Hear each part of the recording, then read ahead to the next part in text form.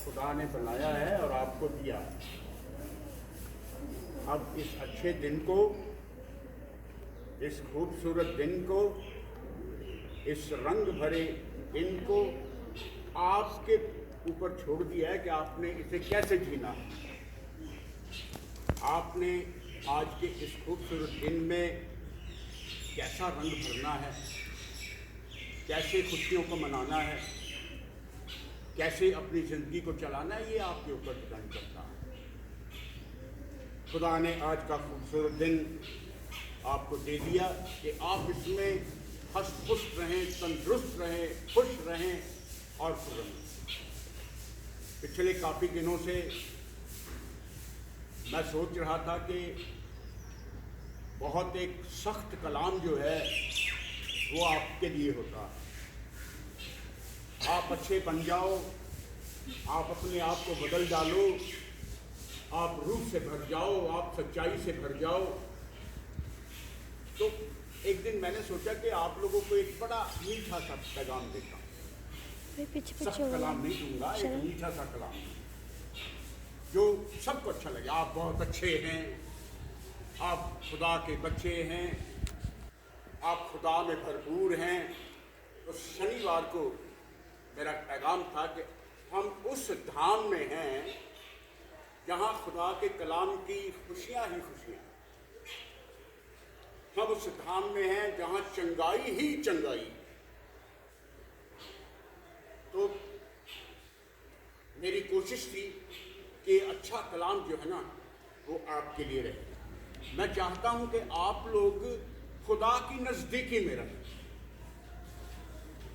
और जितना मैं कोशिश कर रहा हूँ कि आप खुदा की नज़दीकी में रहें, मुझे लगता है कि हम उतना ही दूर होते जा रहे हैं। खुदा का कलाम आपसे बातचीत करता है कि आप खुदा की नज़दीकी में रहें। कलाम होता है कि खुदा में रहें, आप उतना ही दूर होते जा रहे हैं। ये मेरा मानना है, जो मुझे दिखाई देता है। जो कुछ पिछले दिनों में हुआ है वो अच्छा नहीं है। खुदा का पैगाम होता है कि आप प्यार में बढ़ें, आप मेल मिलाप रहें। जितना प्रेम और मोहब्बत का सबक आपको दिया जाता है, उतना ही लड़ाई और झगड़ा सामने आता है। अभी हम खुदा की हजूरी से निकलते भी नहीं हैं, अभी आमीन भी नहीं होता है, तो एक दूसरे पर दोष लगाना, एक दूसरे को बुरा समझ लेना वो शुरू हो जाता है। मैं चाहता हूं कि आप खुदा के हाथों में रहें। जितना मैं आपको खुदा के हाथों में रखने की कोशिश करता हूं, आप उतना ही बाहर चले जाते हैं। मैं सोच रहा था कि मैं आपकी फेवर में, आपके हक में बहुत अच्छा पैगाम लेकर के आऊं कि आप खुदा के बेशकीमत बच्चे। खुदा ने आपका चित्र जो है वो अपनी हथेली पर बनाया हुआ है। जब चाहता है उसे खोलता है और देख लेता है। हमारी जिंदगी खुदा के हाथों में, ये ज़मीन खुदा के हाथों में, खुदा के अपने साए तले है और खुदा अपने हाथों में इसे रखता है। तो माय डियर फ्रेंड्स, मेरे बच्चों, हम लोग यहाँ पर दुआ करते हैं, और दुआ का सलीका ये है कि जब तू दुआ मांगे ना, तो दिल से दुआ मांग। कपटियों की तरह दुआ मत मांगना। लोगों को दिखाने के लिए दुआ न मांगना। हम यहाँ पर दुआ के लिए आते हैं, दुआ के लिए, ताकि हमारी ज़िंदगी जो है ना वो दुआ गो हो जाए। हमारा आज का दिन जो है, खुदा ने खूबसूरत दिन दिया, और हम दुआ से उस खूबसूरत दिन को और खूबसूरत बना लें। खुदा का पैगाम बताता है कि जब तू दुआ करे ना, तो संसार के दरवाजे, संसार की खिड़कियां बंद करके उन दरवाजों को खोल ले, उन खिड़कियों को खोल ले जो खुदा की तरफ खुलती है। माय डियर फ्रेंड्स, मेरे बच्चों, मैं आज आपको बताना चाहूँगा कि दुआ कैसे करनी है। जब बहुत सारी भीड़ खुदा के सामने थी, मसीहा के सामने थी, तो चेलों ने कहा कि प्रभु, हमें दुआ करना सिखा दे, हमें मांगना सिखा दे, क्योंकि हमें मांगना नहीं आता है, हमें दुआ करनी नहीं आती है, हम जानते नहीं है कि कौन से शब्द जो हैं वो इस्तेमाल होने चाहिए। आज मेरी और आपकी हालत बिल्कुल वैसी ही है, हमें दुआ करना नहीं आता, हमें खुदा से मांगना नहीं आता, हमें खुदा के लिए शब्द नहीं मिलते। अगर शब्द मिले होते तो हमारी जुबान पे दूसरे कभी शब्द ना आते, किसी के खिलाफ शब्द ना आते, किसी पर दोष लगाने वाले शब्द जो है ना वो कभी ना आते, किसी को बुरा भला कहने वाले शब्द ना आते। तो खुदा ने, मसीहा ने उनको पास बिठाया और कहा कि जब तू दुआ मांगे ना तो इस तरह से दुआ मांगे। पहली बात मैं पढ़ना चाहूँगा मत्ती की इंजील उसका 6 बाब उसकी 5वीं आयत पढ़े। जब तू दुआ मांगे तो कपटियों के तरह दुआ मत मांगना।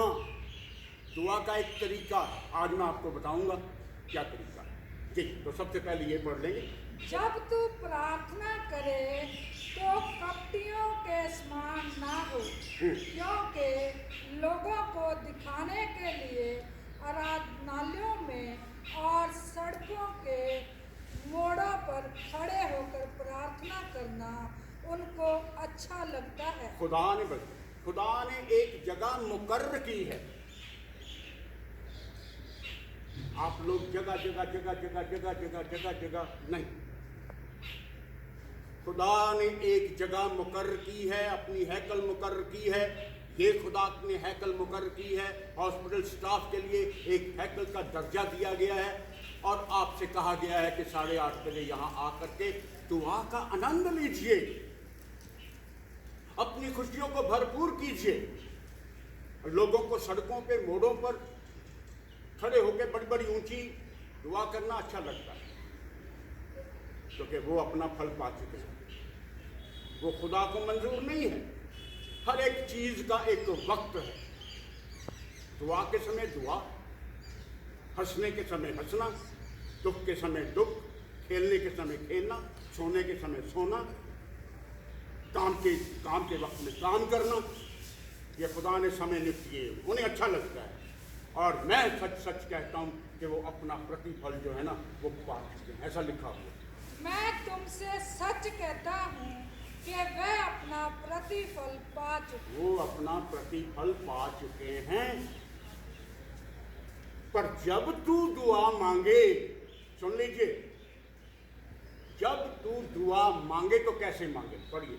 परंतु जब तू प्रार्थना करे तो अपनी कोठरी में जा। कोठरी का मतलब होता है कि जहां जगह मुकर्रर की गई, जो जगह मखसूस की गई है, जो जगह खुदा के सामने पेश कर दी गई है, जिसे मसा कर दिया, जिसे मखसूस कर दिया कि ये दुआ का घर कहलाएगा, वहां पर दुआ करनी।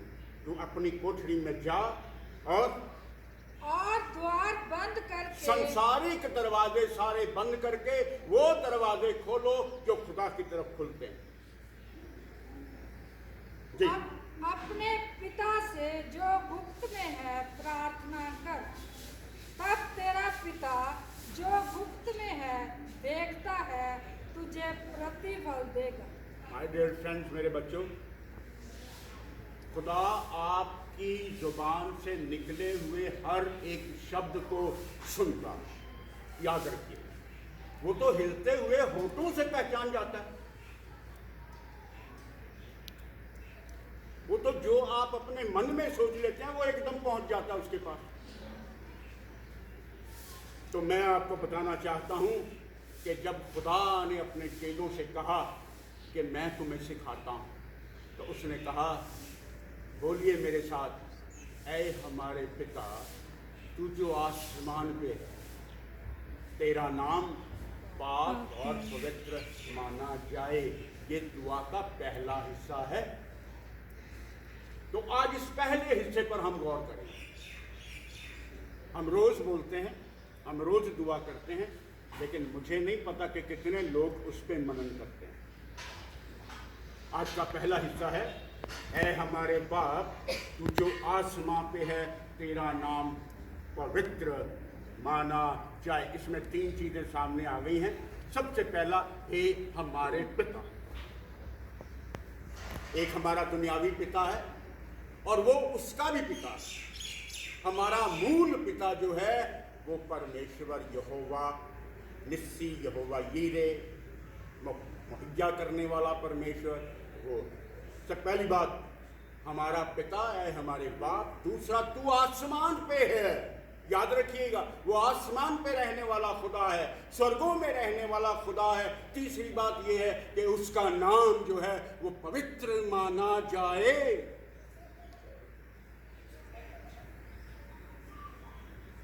पहला हिस्सा देखेंगे, यशाया की किताब है, उसका 63 बाब, उसकी 16वीं आयत बयान कर रही है कि यकीनन तू हमारा पिता है। बाइबल बयान कर रही है, हर एक आंख, हर एक बच्चा, हर एक बुजुर्ग, हर एक बहन, हर एक भाई, हर एक बुजुर्ग ये मानता है कि वो हमारा पिता।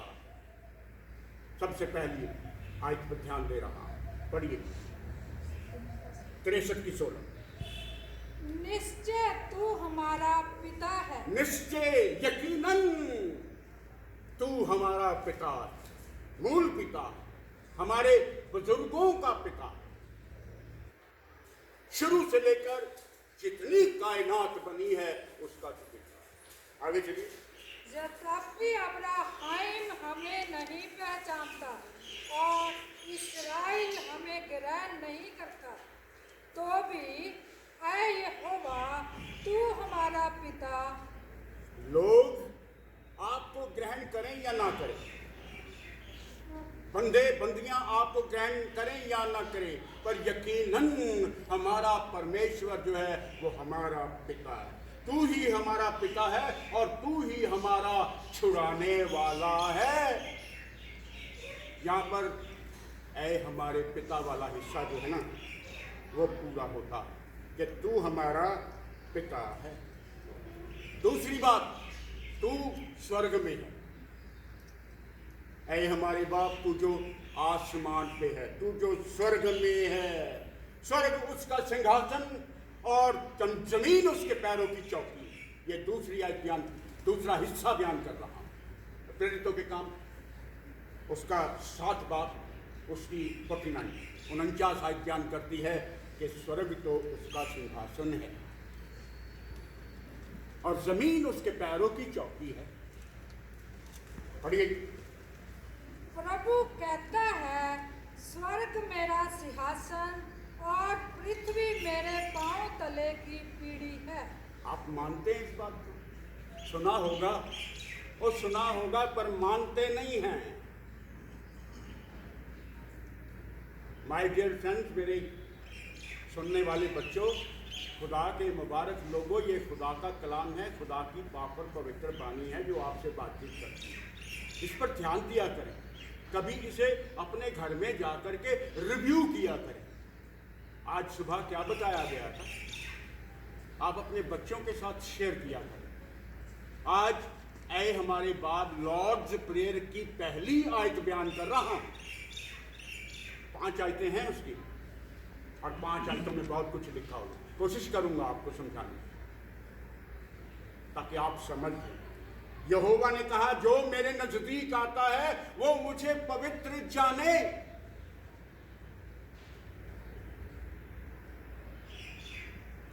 क्या आप आने से पहले सोचते हैं कि मैं महापवित्र परमेश्वर की हजूरी में जा रहा हूं?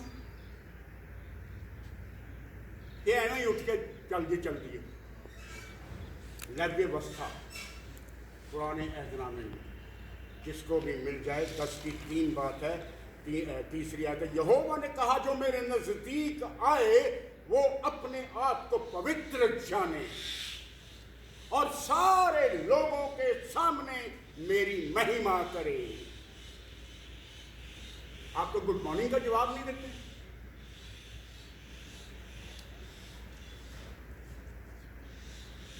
आप आपसे कहा जाता है अपने हाथ जोड़ लीजिए, आप हाथ नहीं जोड़ते। आपसे कहा जाता है आमीन बोलिए, आप आमीन नहीं बोलते। आप कहाँ हैं मेरी समझ